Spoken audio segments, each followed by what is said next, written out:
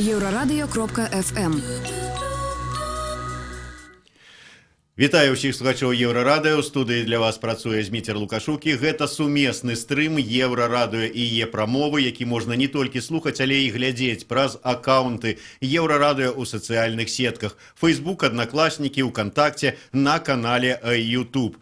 14 кастрычніка іерэй Свята-Міхайлаўска праваслаўнага прыходу ў мінскім Сухараве Александр Шрамко апублікаваў на сваёй старонцы ў Фейсбуку фотаздымак патрыарха Кірыла і зрабіў такі досыць крытычны допіс пра тое, як сябе паводзіў патрыарх Кірыл у дачыненні да тых веруючых, якія сабраліся, каб яго прывітаць. Ён нават не спыніўся, не блаславіў іх, не загаварыў і гэтак далей. 15 кастрычніка бацюшку попросили покинуть церемонию у мінскім храме ў гонар усіх святых, а 16 кастрычніка отец Александр был выкликаны у Мінскае епархальнае управленне БПЦ, дзе атрымаў афіцыйную паперу аб забароне служэння. Пра ўсю гэтую сітуацыю мы сёння і пагаворым з айцом Александром Шрамко. Добрый день. Добрый день. Як лепей звяртацца? Спадар Александр, айцец Александр? Як вам лепей, як вы лічыце? Ну, я ж не хочу... і так можна. Не, так пакрыўдзіць вас так, як вы пакрыўдзілі патрыарха Кірыла. Не, меня его не пакрыўдзіць. Это кожны называе так, як ён лічыць. Калі чалавек веруючы такі, які бачыць у святары свайго айца, то ён паказвае павагу, такой назвай, стаўленне такое. А калі спадар, то спадар, калі мы проста людзі тут вот размаўляем, то можна і спадар. Добра, тады я ўсё ж такі так па-цывільнаму. Спадар Александр, так. Што прымусіла вас напісаць гэты допіс? Вот вы ж ўсё ж такі чалавек царкоўны, служыце, і тут раптам крытыка свайго вярхоўнага царкоўнага кіраўніцтва. Так, ну гэта, па-першае, гэта не раптам. Я заўсёды ўсё сваё, можна сказаць, жыццё крытыкую кіраўніцтва, крытыкую наши такія ўсякія не самыя лепшыя моманты ў царкоўным жыцці. І гэта таксама быў такая, можна сказаць, гэта была нават не такая ўжо асобая крытыка, бо крытыка была і больш у мяне. Гэта проста попала ў такі момант якраз. Гэта было просто звычайная, скажем так, не то, што я даже нават крытыка, а просто я прыйшоў на гэтую церемонію сустрэчы патрыарха, калі ён прыязджаў у Мінск. Людзі там чакалі, мы чакалі, і мяне паслалі ад прыходу як святара. І я там, паміж іншым, як гэта робяць людзі, такія блогеры, ці там проста якія ў інтэрнэце, яны фоткаюць там некія такія іранічныя подпісы робяць. Ну, ты такое вот рабіў. Да, патрыарх Кірыл злева, там што-нибудь такое. Так я не... Ну, что-нибудь такое. У прынцыпе, галоўная там была такая праблема. У мяне перад забаронай, перад размовай з мітрапалітам Паўлам, мяне папрасіў са мной падгутарыць нейкі там прадстаўнік аховы патрыярха. І яны разам з прадстаўніком аховы з беларускай стараны, там кагебіст нейкі, ці хто там. І вось яны пачалі мне такой вот прэтэнзіі такія прад'яўляць, што я засвяціў ахову, што я сфоткаў нейкую машыну, якую нельга было фоткаць, што яна нейкая такая КГБшная ці якая, і там нумар нейкі такі, нават амаль не сакрэтны, што я не меў права на гэта рабіць. І яшчэ так на мяне смотрят так уважлівыя. Ну вы ж, вот признайтеся, вы знали, что это за номеры, что это за машины. Я говорю, да нічога я не ведаў. Ну, вы пишете, что у нас под першым номером понятно хто. Так я просто пошутил, понятно, что у нас под першым номером, так? Ну, а там был номер 0002 МИ. Ну, а что, это я потому и просто такая вот жарт такие, и все. Ну, и вот они, нават гэта так, они спокойно сказали, что давайте домовимся, что вы больше не будете тут фоткать, не комментовать. Ну, добре, и все. А потом уже меня покликал митрополит, и... Ну, и они еще сказали, что это все... фотаграфіі гэтыя вот галоўна это с машины і з там, дзе стаяць два такіх ахоўніка спіной адзін да аднага. Вось гэтыя яны разышліся па ўсяму свету. Вось, і патрыарх вельмі незадаволены, да яго дайшло, што у такой напружанай такой сітуацыі з Украіны яшчэ вот это падлілі масла ў агонь. Ну і тут я так думаю, што, конечно ж, нават мітрапаліту уже не было чаго і іншага рабіць. Мяне паклікалі, там я быў ўжо быў апрануты ў царкоўныя адзежды, каб служыць літургію, але мне казалі, разаблачайся, ўсё, вы забаронены ў служэнні. Ну, ўсё гэта так даволі культурна, я нічога, ніякіх прэтэнзій у мяне да нашага кіраўніцтва не маю. Яно як бы ў сістэме гэта і калі вже давайте про прэтэнзіі і сістэму паговорым крыху пазней. Я да іншага, але ўсё ж таки я так гляжу, пачытаў вашу біяграфію, вы такі крытык-рэцыдывіст. Вас не адзін раз разглядалі вашу справу, вашу дзейнасць, нават каралі. Вот я читаю выпіску з протокола пасяджэння епархальнага совета Мінскай епархіі ад 23 сакавіка 18 года. И тут идут узгадки, я читаю на мове оригинала. В начале 2000-х годов иерей Александр Шрамко начал активно заниматься публицистической деятельностью. При этом в своих публикациях иерей Александр Шрамко нередко переходил грань между обсуждением и осуждением официальной позиции церкви по тому или иному вопросу. Таким чином атрымліваецца, что вы давно уже не згодны с пэўнымі там позициями. Тому я и кажу, мы что переднее пытанне адказваў, я казаў, что гэта не раптам я там пачаў крытыкаваць патрыарха. Гэта я заўсёды нейкія такія моманты падмячаў, усё ж пісаў гэта. І вот гэтага 23 сакавіка, гэта пасяджэнне, на якое не спасылаюцца, мяне выклікалі, і гэта было звязана з, можа, вы памятаеце, калі патрыарх Кірыл паехаў у Балгарію і там адчытаў так, як хлопца прэзідэнта Балгарыі. І я напісаў, што гэта хамства. І нават напісаў не ў сябе, а у каментарыях там да кагосьці там напісаў, што гэта, што на месцы прэзідэнта я бы не вытрымаў такого хамства і выйшаў бы. Вось і все. Ну і вот мне такой вот з гэтым, нават зноў жа гэта было, я так думаю і здагадваюся, што зноў жа гэта мітрапаліту Паўлу данеслі. Людзі, які там былі, таксама каментавалі, там быў такі Петрым Душанбінскі, такі мітрапаліт или епіскап, я не помню. Вось, ён такі непрымірыма так і ён ставіцца да всякіх такой крытыкі і кажуць, што ён даносіць, калі там хто-то что-то не тое сказаў са святароў.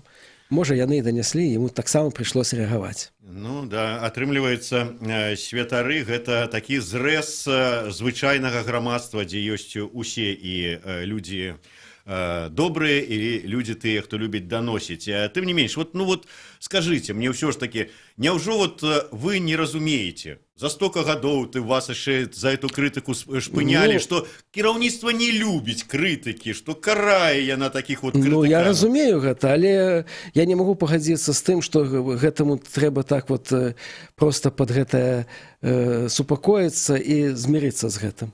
Што яна не. Там мне трэба быць як бы нават адчуваць сябе свабодным чалавекам. Я не магу жыць вот у такім стане, калі такім прыгнечаным, калі нават не можаш сказаць тое, што думаеш. Мне, дарэчы, стала цікава, наколькі святары, кіраўнікі у царкве, яны да такой крытыкі дрэнна ставяцца. І я патэлефанаваў аднаму свайму знаёмаму мітрапаліту, правда, не тут, у Беларусі, позвоніў мітрапаліту Хмельніцкаму і Камянец-Падольскаму Украінскай праваслаўнай царквы Кіеўскага патрыархату Антонію Махоце і спытаўся ў яго пра гэтую сітуацыю, пра крытыку. Вось, калі ласка, мы зараз паслухаем, што пра крытыку ўвогуле сказаў спадар Антоній Махота. Меня критикуют миллион раз, причем иногда секретарь епархии так нещадно. От этого только улучшается ситуация жизненная в епархии, потому что если меня перестанут критиковать, тогда я, знаете, стану таким рафинадным, таким, буду возвеличиваться и буду еще больше, я думаю, заблуждаться. А если есть критика, значит, она может быть, конечно, и не всегда правильная, и не всегда может быть там актуальная, но может быть среди этого всего и нормальное видение ситуации, подсказать. Меня критикуют часто, мое духовенство. Я поступаю так. Если критика несправедливая, я стараюсь растлумачить, объяснить, что не правы они. Если критика справедливая, пишу такую фразу: слава Богу за все. Ну вось такое меркаванне мітрапаліта Хмяльніцкага і Камянец-Падольскага Украінскай праваслаўнай царквы Кіевскага патрыархата Антонія Махоты. Вы здзіўлены такім стаўленнем? Не, я не здзіўлены. Па-першае, в прынцыпе, гэта нармальнае стаўленне, але ж з іншага боку, калі спытаць вот так вот абстрактна і нашего мітрапаліта или іншага мітрапаліта рускай праваслаўнай царквы, ён можа только такое ж самае сказаць. Гэта ж мы, если б ДКБ, кажется, гэта ён так умоўна вы спыталі. Вы ж не ведаеце некае канкрэтныя падзеі звязаныя, як гэта ў рэальнасці бывае. Так что сказаць это можа одно, а як на самой справе мы не ведаем. Так что я думаю, что мало ли, можа ён не сутыкаўся яшчэ з такой крытыкай, як я вот раблю, даволі рэзкай. А ці чакалі вы такога пакарання за сваю гэтую канкрэтную крытыку? Ну, за гэтую канкрэтную не чакаў. Я чакаў, што навогул такое можа быць. Заўсёды я адчуваў, што я хожу так па краю і што рана ці позна можа гэта быць. І калі я нешта пішу, я думаю, неким задним таким розумом, думаю, ага, вот это може надо чуть мягчэй, там, каб не... Самоцензура такая. Самоцензура ёсць, да, присутнічае такая, калі нават, что вот надо как-то неяк, может, бывает так напишешь, а потом думаешь, нет, так, може мягчэй написать. Вось. Ну, и вот такое вот бывае. Ну, вот я чамусьці, калі і бываеш, там, ці артыкул пишешь, и думаешь, что вось... там нешта такое можа быць, ці там друкавалі які-небудзь там дасталі з глыбінь інтэрнэту які-нибудь стары артыкул, таксама публікавалі там, вот я думаю, ось может быць такія последствия. А тут я чамусьці не думаю про гэта. Нічось не прыйшло ў галаву, што гэта можа быць нейкім такім, ну просто ж фоткі, нічога такого там няма. Мне казалось, ну ось аказалася, што гэта вось якраз попала ў нейкую такую якраз... Ну, вас же ж папярэджвалі, што патрыарх Кірыл пакрыўдзіўся і на фотку, і на допіс ваш. Ну, папярэджвалі. Уже мне сказалі, калі гэта ўжо было наступны дзень, калі ўжо мяне, перад тым, как ўжо мітрапаліт мне агалосіў маю забарону, вось у гэты дзень толькі я даведаўся. Нават здзівіўся, когда мне сталі там казаць. Я ж кажу про это, что тут такого, кажу, ну, ахоў усех там вас фоткаюць, калі служыць патрыарх. Яны нават мне сказали, что вы раскрыли нашу расстановку наших вот аховы, это может покрыўдзіць, значит, гэтай вот обороне. Мы перервемся на невеличкую паузу. Короткий выпуск новинок на Еврорадио. У нас у гостях Александр Шрамко. Слухайте, не доходьте далеко.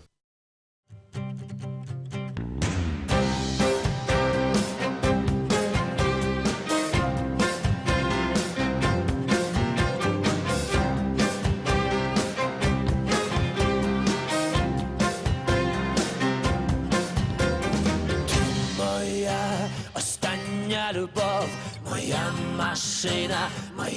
машина, ти і я напилися знов, моя єдина на смак бензина і кави.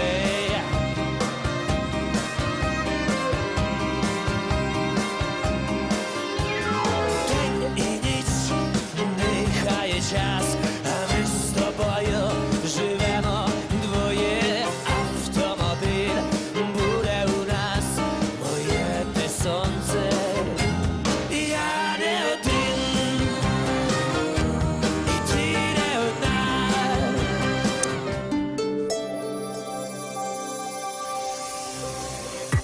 Єврорадіо.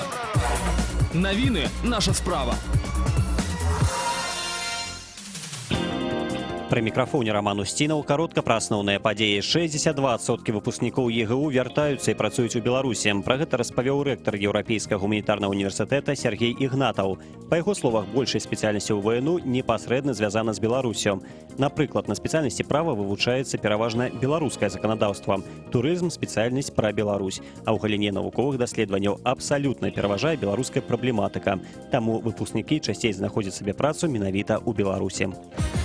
У Эфіопію палову міністэрстваў узначалілі жанчыны. Па словах прэм'ер-міністра краіны Ахмеда Алі, жанчыны менш карумпаваныя, чым мужчыны, таму яны могуць аднавіць у краіне мір і стабільнасць, паведамляе BBC. Цяпер Эфіопія і Руанда, дзве краіны ў Афрыцы, з роўным гендерным балансам ва ўрадзе. Цікава, што ў новым урадзе менавіта жанчыны сталі міністрам абароны і міністрам міру.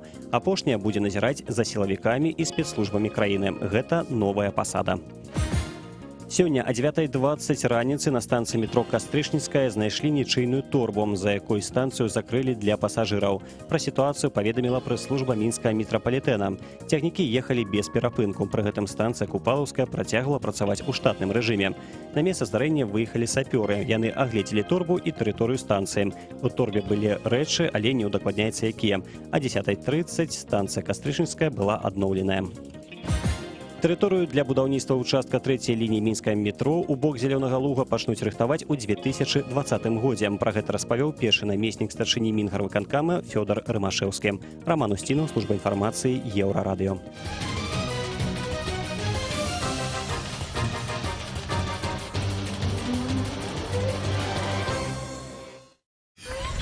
Еврорадио.FM. Вітаю ўсіх слухачоў Еўрарадыё. Студыі для вас працуе Зміцер Лукашук, і гэта сумесны стрым Еўрарадыё і Е-прамовы. У мяне ў гасцях іерэй Александр Шмарко і Шрамко, і мы абмяркоўваем сітуацыю, якая склалася па выніку яго допісу ў Фейсбуку. Спадар Александр быў... Яму было забаронена служыць у яго прыходзе за парушэнне іерэйскай прысягі, клятва парушэння і сістэматычныя публікацыі ў СМІ паведамленняў, якія зневажаюць праваслаўную царкву. Гэта я працытаваў. Так. Але мяне больш цікавіць, вы сапраўды парушылі нейкую прысягу? Ну, там такія словы, што... Трэба у паслушанні быць у царкоўнага свяшчэнначаля і так далей. Можна в каком-то сэнсе, можна трактаваць, можа і так. Але я не ведаю, што у прынцыпе у каждому прысяга, там не прысяга. Нашы ўсе абавязкі, яны нефармальныя, яны ж іх павінны быць дух нейкі. Гэта ж не значыць, што, напрыклад, калі б пачаў там, ну, так, гіпатэтычна, нехта там из священначаля ересь нейкую прапаведаваць, і святар, калі не паслухаў яго, то гэта значыць, ён праявіў непаслушанне, і гэта ён парушыў прысягу.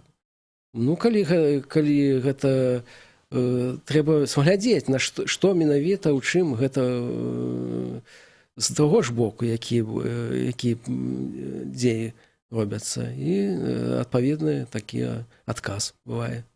Ось. Ну, атрымліваецца, што пакрытыкаваўшы патрыарха Кірыла за яго паводзіны ў аддачыненні да вернікаў, калі ён ішоў тады і да іх не спыніўся, не звярнуўся, то вы такім чынам зняважылі праваслаўную царкву і пасеялі ў сэрцах людзей варожасць і ненавісць? Не думаю, что так меня просеў. Я думаю, что гэта я просто звярнуў увагу на гэта і наадварот напісаў, што на месцы кіраўніцтва трэба падумаць і па-іншаму себя весці. Таму што ўсё ж такі гэтыя людзі і наша іерархія, яны жывуць у нейкім іншым свеце, і яны не ведаюць, як рэагуюць людзі. І якія, можа, яны не паказваюць, але гэтыя зреюць нейкія такія думкі ў людзей, нейкія такія адносіны. І потом это бывае такой выбух. Там, як бывала, чаму атрымалася, што пасля рэвалюцыі 17-го года усе нават аказаліся супраць царквы, там зносілі тыя ж людзі, якія хадзілі ў царкву, яны там усё крушылі, ламалі, былі гатовы ўсё зрабіць супраць царквы. Таму што гэта ўсё толькі знешне было ўсё прыгожа, а ўнутры гэта ўсё расло з таго, што яны бачылі ў царкве. І гэта вось прывяло да такого выніку. І вот так і гэта. Яны думаюць, што калі людзі сабраліся і стаяць, то яны нічога не думаюць. Яны думаюць, у іх што нешта такое у галаве робіцца, і яны прыходзяць да нейкіх такіх высноваў. Дарэчы, я вот калі напісаў анонс да нашага эфіра, я напісаў, ці справядліва пакаралі свабодалюбівага мінскага святара. Свабодалюбівага я ўзяў, вот напісаў гэтае слово, чаму? Таму што вы у сваіх, ну, адказваючы на пытанне журналістаў, адказалі, мне патрэбна адчуванне свабоды. Сапраўды, вот, патрэбна святару, і ў чым гэтае адчуванне свабоды святару патрэбнае? Ведаеце, к свободе призвал я вас, братья, да, и говорится у Святом Письме. И нас призывает Бог быть свободными. И Христос пришел, чтобы нас освободить. От чего освободить? От всяких таких вот законничества некого, от такого вот формального такого следования неким правилам. Ось, каб все робилося у духе веры, у духе сердца. Бог живе у сердце. Вот, ось, кожный человек, обяцаў Христос, будзе ён жыць не ў рукотворных храмах, а ў сэрцы чалавека. Гэта значыць, што чалавек, вось, ён становіцца цэнтрам жыцця, і ён вот ацэньвае ўсё сваё асяроддзе вакол сябе у духе веры, у духе Христа, вось, і глядзець, як гэта падыходзіць да Евангелія, вось, да духу хрысціянскай веры. Вось, калі гэта не падыходзіць, то ён не павінны маўчаць, не павінны там, вот, вось, патакаць усяму гэтаму, а павінен несці нейкую праўду у свет. Вось, і не толькі гэта касаецца царкоўнага начальства ці таго, а нават усяго. Гэта хрысціянства, гэта сведчанне аб гэтым свеце, гэта хрысціянство у нейкім сэнсе, ён судзіць гэтый мір, судзіць, вось, глядзець на яго вачамі Бога. Сергей Чалы пытаецца, я не разумею, святар, а прыйшоў у студыю без крыжа на грудзі. Чаму? Таму што калі святар забаронены, і ён не мае права насіць крыж, вось, красу, благословляць их и так далее. Ну, нательный хоть крыш у вас есть? Ну, конечно же, есть. Можно показать. Покажите, коли ласка. А то, может, вы уже зусім там одлучены. Ось крыш мой нательный. Ну, все ж таки, бачите, с а такой крыш святарский нельзя носить. Нават, коли мне тогда вот у храме всех святых митрополит сказал, что вы забаронены у служении, и он сказал, взимайте крыш. Забаронены святар не носить крыш. Все. Мне адразу такая ассоциация, ведаеце, як з фільмаў амерыканскіх, калі там паліцейскага ці там кажуць, все, там, аддавай сваё пасведчанне, аддавай свой пісталет, так і тут, аддавай свой крыж. Ну, до речі, хочу вам сказать, так короткий экскурс. Крыж святары недавно пачалі носить на самой справе. Крыж толькі увёў як абавязковае такое рэч, якую павінен насіць святар, толькі Николай II.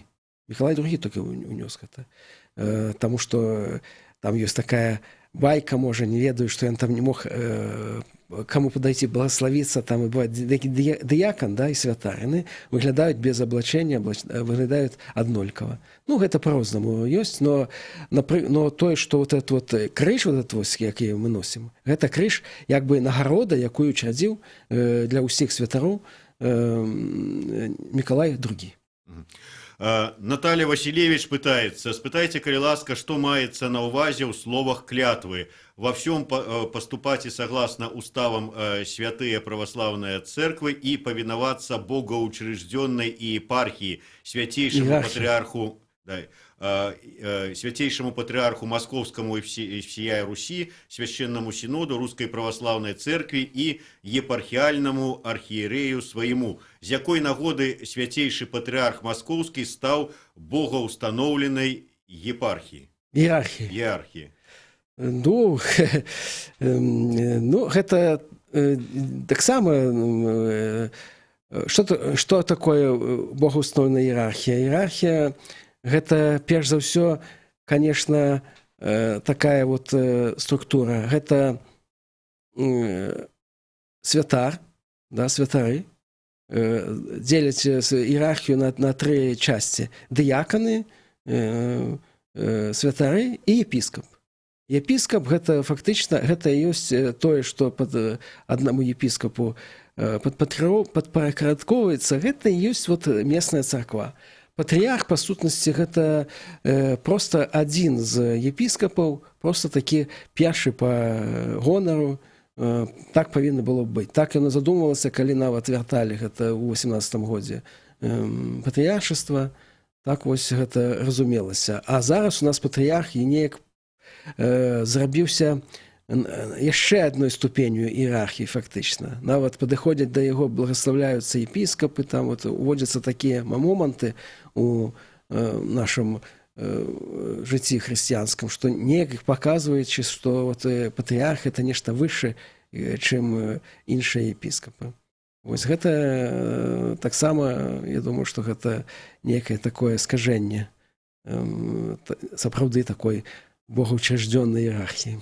Вот мне такое богоустановленная иерархия, мне такое адчуванне, что человек хочет неяк там наблизиться до Бога, там, ці сказать, что я роўны Богу. Нет, богоустановленная иерархия, это маецца на увазе, что яна ідзе з старажытнай царквы такой вот, і гэта ёсць гэтыя моманты іерархіі ёсць у апостола Паўла, там у некаторых таких вот частках. Не так ясна, як гэта прямо так вот, як я сказаў, на 3 ступені, але там нешта такое ёсць, такой посыл, што павінна быць нейкае такія вот розныя служэнні у царкве, і нават епіскап гэта было одно служэнне, там былі прарокі, там усякія былі служэнні, і епіскап там нават не першы быў. Епіскап гэта надзіратель, ён як бы глядзіць, каб усё было так шло, як патрабуе. Адміністратор, фактычна. Добра, вернемся да вашага пакарання. Ці лічыце вы, пытаюцца нашыя слухачы, што рашэнне было аформленае неналежным чынам? Ну, это просто, я вам скажу так прямо, что чамусьці у нас такое вось кажуць, якраз чаму я такое сказаў? Таму што кажуць, што падкрэсліваюць, што мы павінны там падпарадкоўвацца гэтай іерархіі, слухацца і так далей, але самі жа не слухаюць таго, што самі выдаюць. Таму што ёсць у нас специальная такая при Кирилле патриархе было принято такое положение об як оформляется эта заборона, и там есть конкретная форма и потребования. Там посреди потребования это причина, чему у другим пункте спасылка на некие каноны, чего там нема у меня. І ось на які тэрмін забараняецца. А тут няма нічога фактычна. Только так вот першы, вот это можна сказаць, што прычына там. І галоўнае, што так павернута дзіўна, што не забарона неяк быццам, а просто звольнены з сваёй пасады і, значыць, адпраўлены за штат. І тут просто там ужо ідзе апошнім пунктам, што вось з забаронай служэння. Але павінна быць напісана, што такой-то, такой-то за тое, у адпаведнасці з такімі-то пунктамі забараняецца ў служэнні. А потым уже там некія... І на столькі-то гадоў. Это все. А тут яны ўсё не так напісалі, як неяк даже не зразумела, можна даже нават падумаць, што гэта не забарона. Таму што гэта не так аформлена, не называецца, там няма слова нават забарона. Добра, я зараз не пра літару, як кажуць, а пра дух. І вот паслухаем ізноўку меркавання мітрапаліта Хмельніцкага і Камянец-Падольскага Украінскай праваслаўнай царквы Кіеўскага патрыархата Антонія Махоты наконт таго, наколькі адэкватнае было пакаранне спадару Александру. Калі ласка. Ну, это такой перебор. Никто не подумал, за что он завтра жить будет. Потому что это же его, извиняюсь, основное место работы, как говорится. А на год отпущения это он не имеет права ни причащаться, ни служить. Если уже хотели наказать, дали бы там, я знаю, поклоны, акафисты читать. Да есть куча других предупредительных там вариантов. Указать надо было, что на вид там, может быть, поговорить епархиальному архиерею. Но сразу там запрещают такое бросать. Значит, возникает ответная реакция. Так что, значит, он был прав, да, если его мгновенно закрыли рот ему. А не обратили бы внимания, вообще бы прошло бы, и ничего бы этого не было. Это боязнь будь какого руководителя светского, церковного, адекватно воспринимать ситуацию. Вось такое меркаванне мітрапаліта Антонія Махоты. Ўсё ж таки атрымліваецца, што паспяшалася, можа быць, царкоўная ўлада з такім пакараннем. Я кажу, што слушна сказаў, я нават там, калі быў, калі мітрапаліт сказаў ужо мне, што я забаронены, я не самому мітрапаліту, правда, камусь з яго там акружэння сказаў, што дарэмна вы гэта робіце. Таму што будзе... Вы мяне забараняеце, што я за мяне пачаўся гэты вот шум вакол гэтых здымкаў, а ён пачнецца яшчэ больше. І вакруг здымкаў, вакруг того, што вось забаранілі ў сувязі з гэтым святара. Я так падзівіўся, думаю, на што яны як-то не падлічылі гэтыя крокі далейшыя. Да, зараз у Беларусі больш кажуць пра вот гэтую ситуацию з вами, чым ввогуле пра візіт патрыарха Кірыла.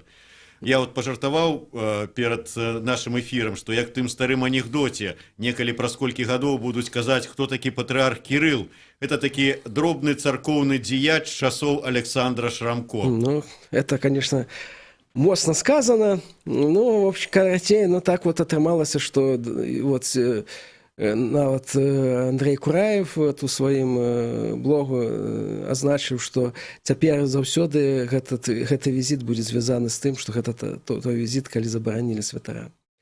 Ось. Ну, вот так вот не падгадалі яны. І мне здаецца, што калі б так нават так вот бюрократычна падумаць, вот як на іх боку, і калі б я стаў на іх бок, то я бы зрабіў бы інакш. Усё б гэта бы, хай бы прайшло бы ўсё гэта, усе гэты візіт, а потым там праз тыдзень ці неяк вызваць у епархію і там ужо зрабіць спакойна гэта без шума і пылі. Для гэтага трэба ўмець пралічваць свае дзеянні, хаця б не на адзін, а на два крокі наперад. Мы вернемся ў студыю Еўрарадыё праз некалькі хвілінаў. Яшчэ адна частка нашай размовы, гэта сумесны стрым Еўрарадыё і Е-прамовы. Слухайце Еўрарадыё ў студыі Ірэй Александр Шрамко. It's vital. Clear light. White.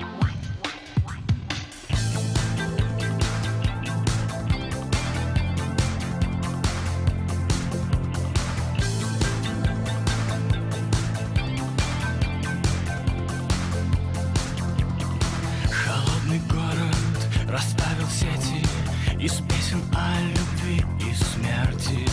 И до последнего куплета мы будем вместе. Играет ночь свои капризы, и в лунном свете стонет призрак. Ему так тесно в черном теле. На самом деле сердце на волоске бьется в истерике.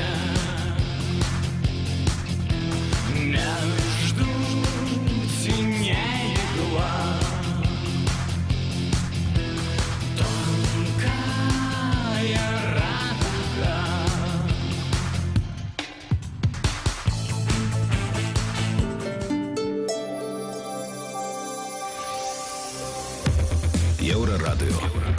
Час ведаць, што адбываецца. Пры мікрафоне Роман Устінаў, каротка пра асноўныя падзеі. У нядзелю бацюшка Свята-Міхайлаўскага праваслаўнага прыхода ў мінскім Сухараве Александр Шрамко сфатаграфаваў і апублікаваў у Фейсбуку фота аўтамабіля, на якім прыехаў патрыарх Кірыл і святароў з рацыямі. Святар раскрытыкаваў паводзіны патрыярхам, паколькі Кірыл праігнараваў вернікаў, якія некалькі гадзін чакалі яго ля царквы. А ўжо ў аўторак айцу Александру на год забаранілі служэнне. У эфіры Еўрарадыё святар распавёў, з-за чаго менавіта яму нельга будзе служыць у царкве. Пачалі мне прэтэнзіі такія прад'яўляць, што я засвяціў ахову, што я сфоткаў нейкую машыну, якую нельга было фоткаць, што яна нейкая такая КГБшная ці якая, і там нумар нейкі такі амаль не сакрэтны, што я не меў права на гэта рабіць. І яшчэ так на мяне смотрят так уважліва. Признайтеся, вы знали, что это за номеры, что это за машины? Я говорю, да ничего я не ведал. Ну, вот вы пишете, что у нас под первым номером понятно кто. Па словах айца Александра, ён нават не ўяўляў, што яго фота могуць выклікаць такую рэакцыю ў царкоўным кіраўніцтве. 62% выпускнікоў ЕГУ вяртаюцца ў Беларусь і працуюць. Пра гэта распавёў рэктар Еўрапейскага гуманітарнага універсітэта балгарын Сергей Ігнатаў. Па яго словах, большай спецыяльнасцю ВНУ непасрэдна звязаныя з Беларусю. Таму выпускнікі часцей знаходзяць сваю працу менавіта ў нашай краіне. У Эфіопію палову міністэрстваў узначалілі жанчыны. Па словах прэм'ер-міністра краіны Ахмеда Алі, жанчыны менш карумпаваныя, чым мужчыны, таму яны могуць аднавіць у краіне мір і стабільнасць, паведамляе BBC. Цяпер Эфіопія і Руанда – дзве краіны ў Афрыцы з роўным гендерным балансам ва ўрадзе. Роман Устінаў, служба інфармацыі, Еўрарадыё.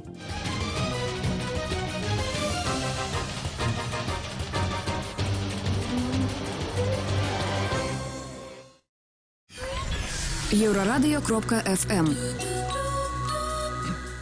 Вітаю ўсіх слухачоў Еўрарадыё. У студыі для вас працуе Зміцер Лукашук. Гэта сумесны стрым Еўрарадыё і Еўрарадыё і Е-прамовы, а ў нас у гасцях іерэй Свята-Міхайлаўскага праваслаўнага прыхода ў мінскім Сухараве Александр Шрамко.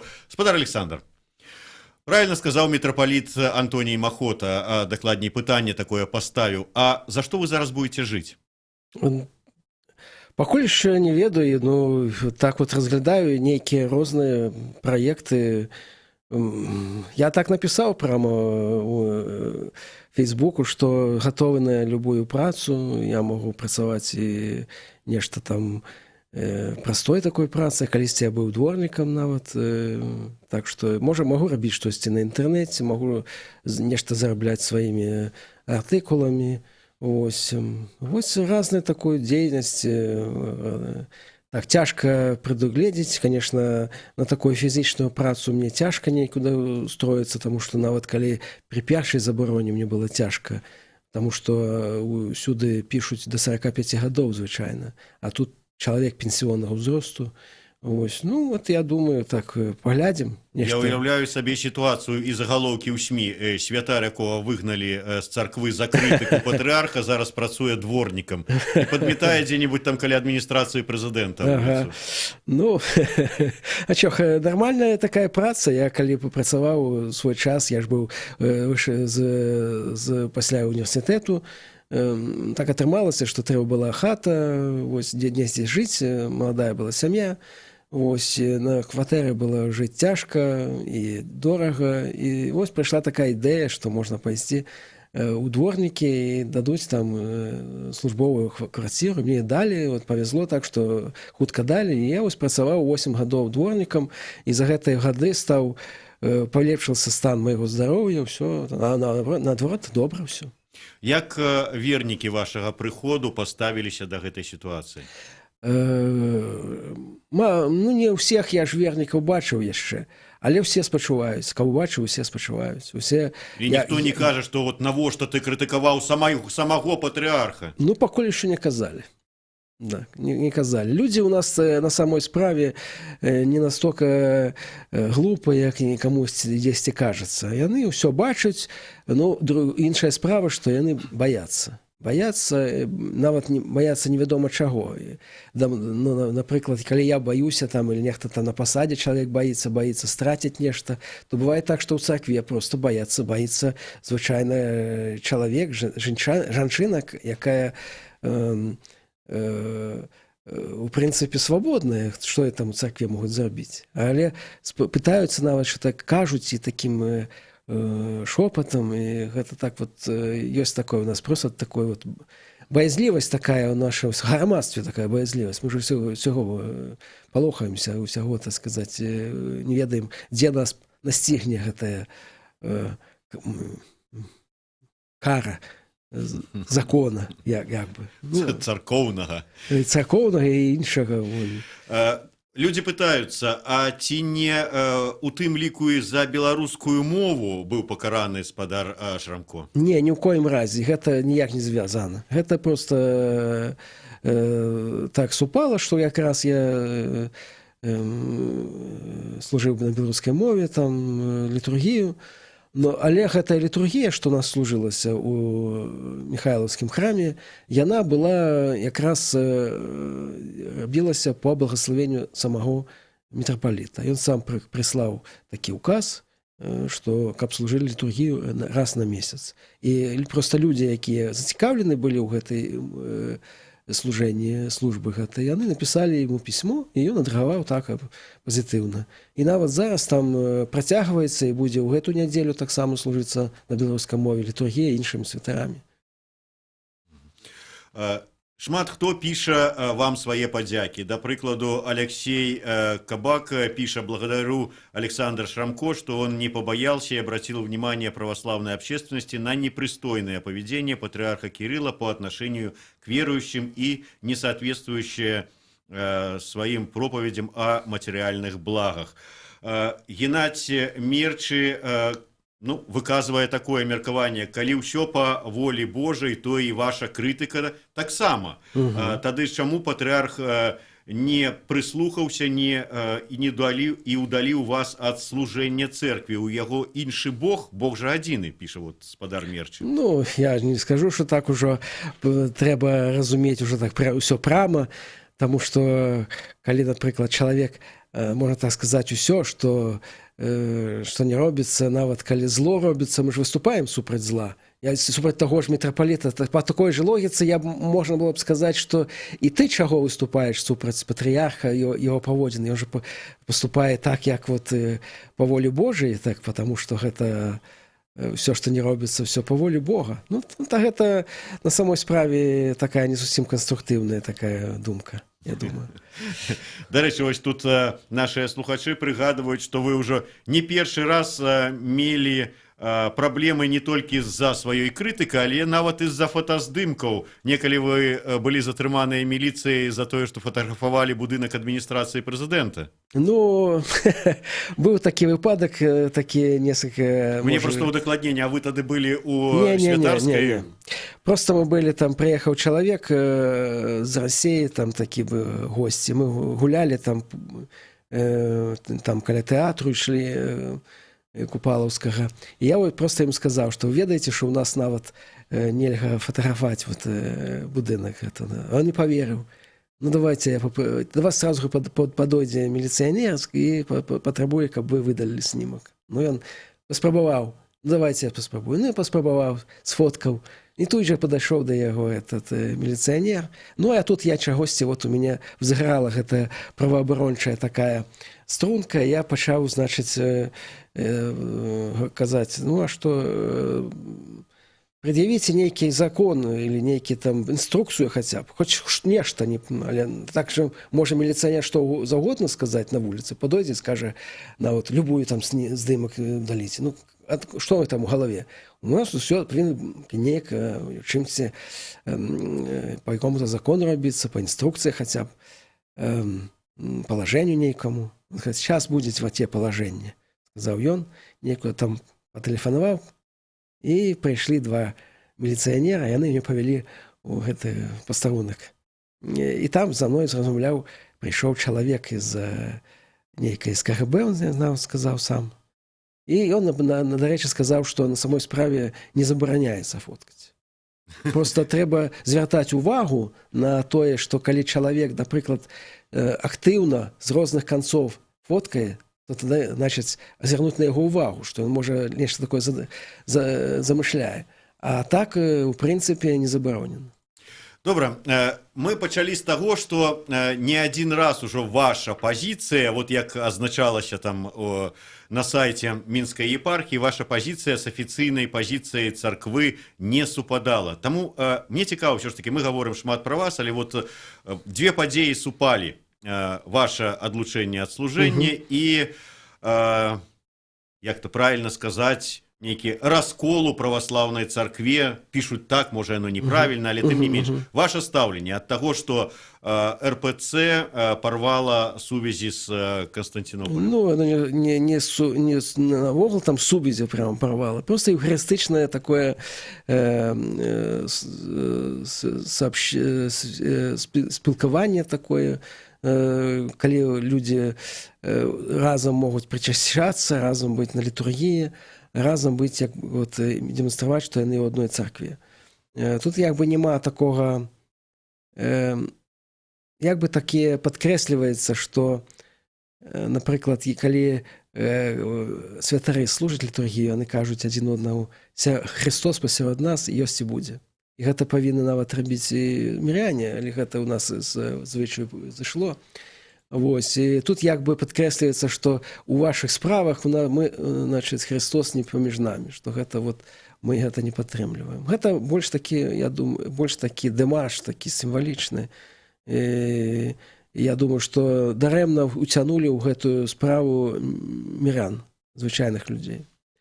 Таму што міряне гэта... Хто такія міряне? Гэта людзі, якія, калі ты апынуўся якім чынам на тэрыторыі, там, дзе галоўная царква, гэта Константинопольская, ты аўтаматычна становішся мірянінам гэтай царквы. Гэта незразумела, што такое міряне РПЦ. Гэта ніяк не вызначаецца толкам. Нам напісана, што гэта можа, што гэта уваходзяць у царкву людзі, тыя, хто вернікі, якія жывуць у такіх-то там странах, Расія, Украіна, Беларусь, там Літва і так далей. Ось. І тыя, хто сябе у іншых краінах, які себе добровольна лічаць такімі мірянамі. Ну, сёння ты лічышся такім, завтра другім. Ты апынуўся за мяжамі гэтай тэрыторыі і добровольна лічыш, што ты мірянін іншай царквы.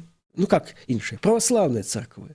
Таму яна, царква праваслаўная, яна як бы таму і называецца, што она адзіная царква, што ты, дзе б не аказаўся, ты у той царкве і ты і мірянін. Добра, ўсё ж такі дарэмна РПЦ вот пайшло на такі крок, ці не? Ну, я не магу судзіць. Зараз, калі у такой логіцы, як яны ідуць, можа, ім не заставалася нічога іншага. Вось, гэта... Ну, ім не заставалася, але яны і беларускую праваслаўную царкву пацягнулі за сабой. Ну, понятно, что потому что гэта беларуская царква частка расійскай царквы. То можа нам, каб такіх выпадкаў далей не было следам за украінскімі вашымі калегамі. Недарэўна ж вы спыталі мітрапаліт Антоній Махота, якой канкрэтна царкве належыць. Можа, і беларускай царкве трэба пра аўтакефалію задумацца? Ну, думаю, ведаеце, па-першае, ну, в Украіне не так усё проста ж там самая, можна сказаць, вялікая царква, там, ну, сколько, можа, там менш людзей пачало хадзіць зараз, але што ж такі такая значная частка веруючых, гэта украінская праваслаўная царква Маскоўскага патрыархата. І вось яны не ўсе жадаюць гэтай аўтакефаліі. І таму сказаць, што гэта вот царква нам пайці, гэта вось пакуль што гэта, бачыце, там розныя ёсць меркаванні. І тут яшчэ што галоўнае, што нам, царкве, галоўнае такая, каб яна была незалежная, так? Вот мы говорим, незалежная царква. Што такое аўтакефальная? Гэта незалежная. Незалежная ад каго? Незалежная ад іншай царквы, іншай дзяржавы, дзе там знаходзіцца царква. Але мы становімся аўтаматычна больш залежнымі ад сваёй дзяржавы. Калі дзяржава дэмакратычная, то гэта нармальна. Калі яна робіць усё, каб усё было роўна, правільна ішло, там, каб усе былі з канфесіі роўныя, каб людзі маглі вераваць у тое, што яны лічаць для сябе магчымым. А калі гэта такая дзяржава, калі яна з дыктатарскім рэжымам, то тут ёсць небяспека такая, што царква можа незалежнасць быццам бы ад Масквы, там яна стане залежная ад іншых. І гэта, мы зараз, нам здаецца, што вось гэта галоўнае, што мы атрымаем у выніку. Прынамсі, мы атрымаем, можа быць, свайго ці абранага самімі ж беларускімі святарамі беларускага мітрапаліта. Разумееце, калі паглядзець нашых архієреяў, я асабліва не бачу.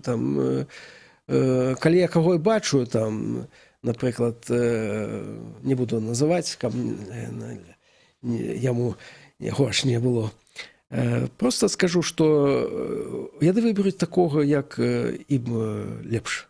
Потому што выбіраць будуць архіереі, зноў жа.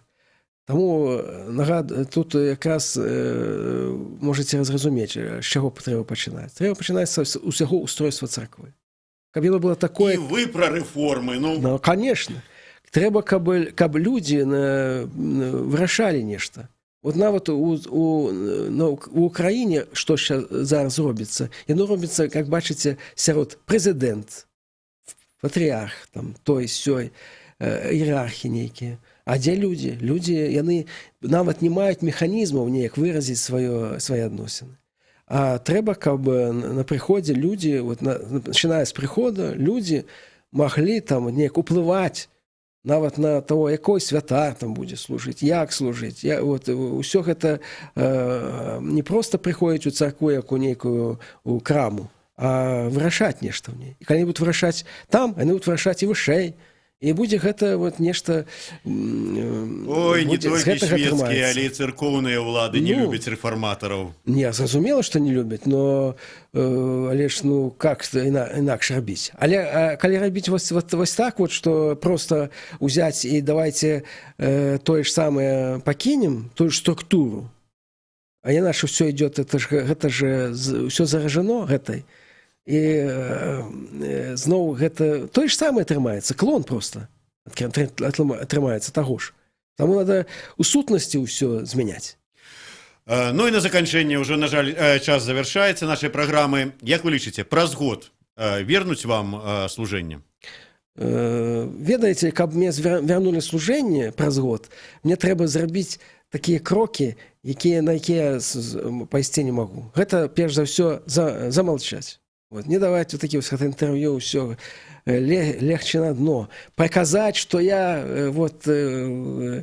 зусім смірыўся, і з мяне яшчэ больш патрабуюць, чым было ў мінулы раз, калі таксама мяне паставілі публічна каяцца. Думаю, у гэты раз будуць рабіць усё, каб толькі яшчэ невядома, можа, яны ты будзеш будзеш паніжацца, а яны ўсё роўна не вярнуць да службы.